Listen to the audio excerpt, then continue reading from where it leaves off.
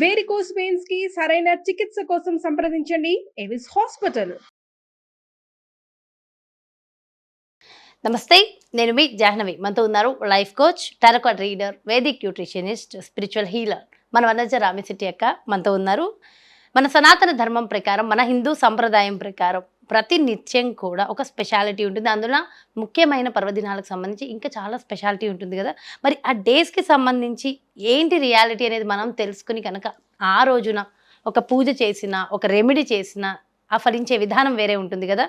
మరి ఆ రెమెడీకి సంబంధించి కానీ, పూజకి సంబంధించి కానీ డీటెయిల్డ్గా వనజక్క ఎప్పటికప్పుడు మనందరికీ ఒక మంచి నాలెడ్జ్ ఇస్తూ ఉంటారు కదా.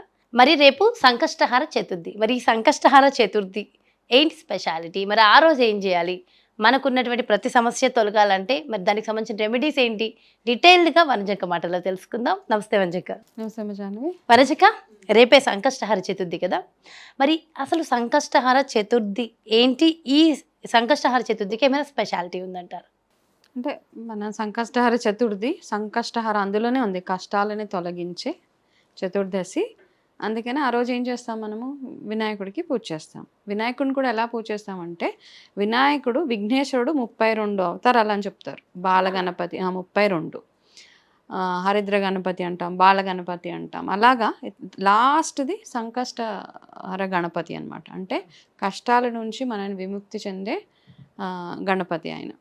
అందులోనే పేరులోనే ఉంది కదా, మనకి ఎటువంటి కష్టం ఉన్నా అందులో నుంచి మనం. సో ఆ 32వ ఫామ్ ఏదైతే 32nd అవతారం ఆఫ్ వినాయకుడు 32 ఉన్నాయి, అలా అందులో 32వ గణపతిని మనము ఈరోజు పౌర్ణమి వెళ్ళిపోయిన చవితి రోజు పూజ చేస్తామన్నమాట. అంటే కృష్ణపక్షంలో ముందు వచ్చే చవితికి. అయితే ఈ పేరులో ఉన్నట్టుగా రీసెంట్గా అంటే ఇట్లా చాలామంది మన కాంటాక్ట్ అవుతూ ఉంటారు. సో వాళ్ళకి ఏదో రెమెడీస్ అలా చెప్తూ ఉంటాం కదా మనం. అందులో ఒకళ్ళకి లాస్ట్ ఇయర్ ఎప్పుడు అంటే ఈ టారో తీసే ప్రాసెస్లోనే వాళ్ళకి వినాయకుడు పూజ చేయమని వచ్చిందనమాట. అయితే నేను వాళ్ళతో చెప్పాను 12 అంటే ఇది ఉన్నదే, ఎలాగ మన పురాణాల్లో కూడా మెన్షన్ చేసి ఉన్నారు.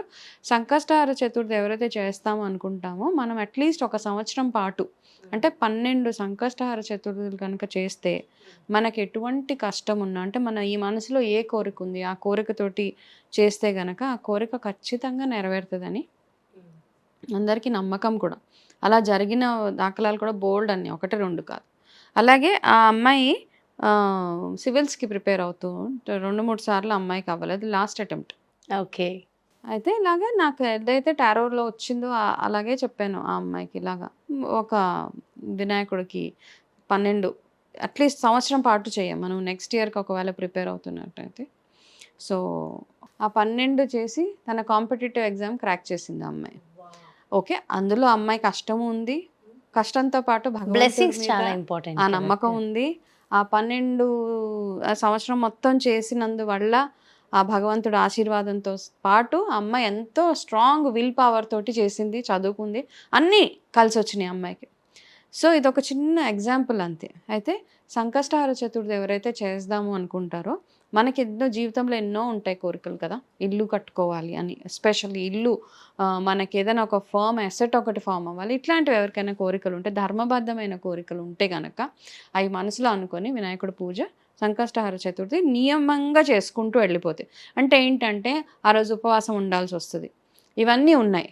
ఉండలేని వాళ్ళు అవసరం లేదు. కానీ ఏం చేస్తామంటే మనం మార్నింగే ఉదయాన్నే లేచి, సంకష్టహార చతుర్థి ఎప్పుడు సాయంత్రం తిథికి ఉంటుంది కాబట్టి ఈవినింగ్ తిథి, ఈవినింగ్కి మనకి ఉంటే గనక ఆ రోజు చేసుకోవడం ఉత్తమం అన్నమాట. మరి ఈవినింగ్ ఆఫీసులకు వెళ్ళే వాళ్ళకి ఇంకా కుదరకపోవడం అంటూ ఇంకా అంతే.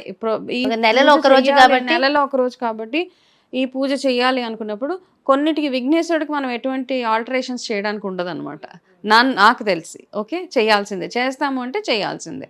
సాయంత్రమే కాబట్టి మనం చంద్రదర్శనం చేసుకోవాలి కాబట్టి ఆ రోజు ఉదయాన్నే మామూలుగా మీరు దీపారాధన అవి చేసుకుంటారు కదా, చేసుకునేటప్పుడు ఏంటంటే ఈ వ్రతం చేయాలి అనుకున్న వాళ్ళు చిన్న అంటే నేను చేసే ప్రొసీజర్ ఏంటంటే, ఒక ఎర్రటి బట్టలో ఒక ముడుపు కట్టాలి పొద్దున్నే మీరు పూజ చేసుకునేటప్పుడు. ఆ ముడుపుని వినాయకుడి దగ్గర పెట్టేసి అందులో కాస్త 1 రూపాయి బిళ్ళ, పసుపు, పసుపు కొమ్ము, ఖర్జూరం ఇవన్నీ వేసి వినాయకుడికి దండం పెట్టుకోండి. నేను ఈ పలానా దానికోసం అని ఈ సంకష్టహార చతుర్థి చేస్తున్నాను, నాకు పలానా కష్టం ఉంది. దాని పేరులోనే ఉంది కదా, మనకి ఎటువంటి ఇబ్బందులు ఉన్నా, మనకి ఏమైనా కోరికలు ఉన్నా తీర్చే గణపతి. కాబట్టి మనం ఆ కోరికను అనుకొని అక్కడ ఆ ముడుపును అక్కడ పెట్టేసి, ఎర్రటి బట్టలో బియ్యం కట్టి పెడతాం కదా, ఆ బియ్యాన్ని అక్కడ పెట్టేసి సాయంత్రం ఏం చేస్తామంటే, మార్నింగ్ నార్మల్గా మీరు అల్పాహారం తీసుకోండి, ఫ్రూట్స్ కానీ అట్లాంటివి ఏమైనా. ఫుల్గా ఉపవాసం ఉండగలిగే వాళ్ళు ఉండండి, ఉండలేని వాళ్ళు ఏదైనా పాలు అట్లాంటివి తీసుకొని లైట్గా సగ్గుబియ్యంతో చేసినవి ఏమైనా తినండి. మొత్తానికి అది కూడా తిని ఉండలేము అన్న వాళ్ళు, హెల్త్ ఇష్యూస్ ఉన్నవాళ్ళు నార్మల్గా భోజనం చేసేసేయండి. కొంతమంది ఇళ్లలో ఏంటంటే వాళ్ళ పిల్లలతో చేపిచ్చేస్తూ ఉంటారు, ఆ పిల్లల్ని కూడా ఉపవాసం ఉంచేస్తూ ఉంటారు. అలా పిల్లలతో అట్లా చేయకండి. ఎవరైనా ఉండగలిగిన వాళ్ళు, పిల్లలకి ఏంటంటే వాళ్ళకి టైంకి ఆకలేసేస్తూ ఉంటుంది, ఉండలేరు, వాళ్ళకి ఫోకస్ అంతా ఫుడ్ మీదే ఉండదు. కాబట్టి పిల్లలకి అలాంటివన్నీ ఫోర్స్ చేయకుండా మనం పెద్దవాళ్ళు చేసుకునే ఇది కాబట్టి పెద్దవాళ్ళు చేసుకొని సాయంత్రం ఏం చేస్తారంటే చక్కగా మనము సూర్యాస్తమయం సన్సెట్ అయిపోయిన తర్వాత మళ్ళీ చక్కగా స్నానం అది చేసుకొని మీరు మళ్ళీ దేవుడి రూమ్లో వెళ్ళి దీపారాధన చేసి కొబ్బరి నూనెతో దీపారాధన చేయడం ఒకటి. ఈ బియ్యం ఏదైతే కట్టారో ఆ బియ్యంతో పరవన్నం వండుకోండి ఆ రోజు, అది ప్రసాదంగా అన్నమాట. అది ప్రసాదంగా పెట్టుకొని ఆ రోజైనా లేకపోతే తర్వాత రోజైనా వండి నైవేద్యంగా పెట్టొచ్చు.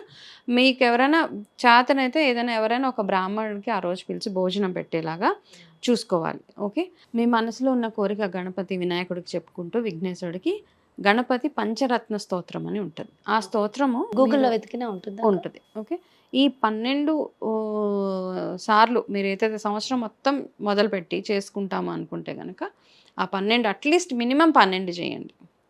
తర్వాత బాగుంది అంటే ఆటోమేటిక్గా చాలామంది కంటిన్యూస్గా చేస్తూ ఉంటాం. ఆ రోజు వినాయకుడు హోమం మీరు చేస్తారా చేపించుకుంటారు. Every month? నేను రెగ్యులర్గా చేయనమ్మా, అంటే రకరకాల కారణాల వల్ల. అంటే మామూలుగా ఉపవాసం ఉండను ఆ రోజు, ఖచ్చితంగా పూజ అయితే సంకష్టహార చతుర్థి పూజ రెగ్యులర్గా చేస్తూ ఉంటాము. ఇలాగ ఉపవాసం ఉండలేను కాబట్టి నేను ఉండను అన్నమాట. స్పెషల్ ఏదైనా ఏదైనా ఒక కోరిక ఉన్న వాళ్ళు, అవును, అట్లా and దానికి కూడా ఆరోగ్యం మళ్ళీ ఆరోగ్యం సహకరించాలి. సహకరించాలి ఇవన్నీ. నేను ఉపవాసం అయితే నేను ఏ పూజకి ఉపవాసం ఉండను నేను. ఓకే, అవును, అన్ని చూసుకోవాలి కదా. సో కాబట్టి ఉండలేని వాళ్ళు ఉండకపోయినా భక్తి ప్రధానం కదా. అంతే. ఓకే, సో 1, 2 ఉంటాయి ఖచ్చితంగా ఉండాల్సిందే అన్నప్పుడు వరలక్ష్మి వ్రతానికి అట్లాంటివన్నీ, ఇట్లాంటివన్నీ సంకష్టహార చతుర్థి పౌర్ణమి పూజలకు అవన్నీ ఏంటంటే కటిక ఉపవాసం చేయను. ఏదైనా లైట్గా ఇట్లా చెప్పాను కదా సగ్గు బియ్యంతో కానీ అట్లాంటిది ఏదైనా దేనితోటైనా కాస్త తినే పూజలు చేస్తాను నేను.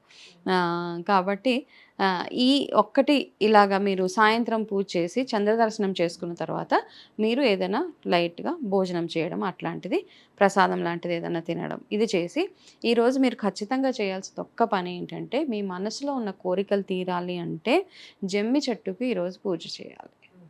అండ్ జమ్మి ఆకులతోటి వినాయకుడికి పూజ చేయడం, గరిక ఎలాగూ చేస్తాం గరికతోటి, అలాగే జమ్మి ఆకులతోటి వినాయకుడికి ఆ రోజు మీరు నేను ఏదైతే పంచరత్న స్తోత్రం చదివానో ఆ చదువుతూ మీరు వినాయకుడికి పూజ చేస్తూ ఉంటే గనక, సింపుల్ ప్రొసీజరు, ఈ ప్రొసీజర్ని చక్కగా ఫాలో అవుతే గనక 12 సార్లు మీరు చేసుకుంటే ఎంతో బాగుంటుంది. అంటే ప్రత్యేకమైన ప్రసాదం నైవేద్యం ఇలా ఏమైనా ఉంటాయా? ఖచ్చితంగా, అంటే ఈరోజు నియమంగా పెట్టాల్సిన ప్రసాదాలు ఒకటి కుడుములు, ఒకటి నువ్వులు తోటి చేసిన ఉండలు.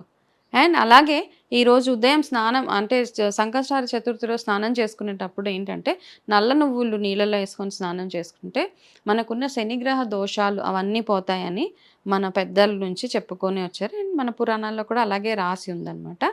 అయితే మనసులో ఉన్న కోరికలు తీరడానికి మాత్రం ఈరోజు జమ్మి చెట్టు ఆకులతోటి వినాయకుడికి పూజ చేస్తే చాలా శ్రేష్టం. ఇదే సింపుల్గా మీరు చేయాల్సింది. అండ్ దాని తర్వాత మీరు ఎవరికైనా దాన ధర్మాలు చేయాలి అనుకున్నా, గణపతి హోమం చేయించుకోవాలనుకున్నా ఇవన్నీ చేయడం.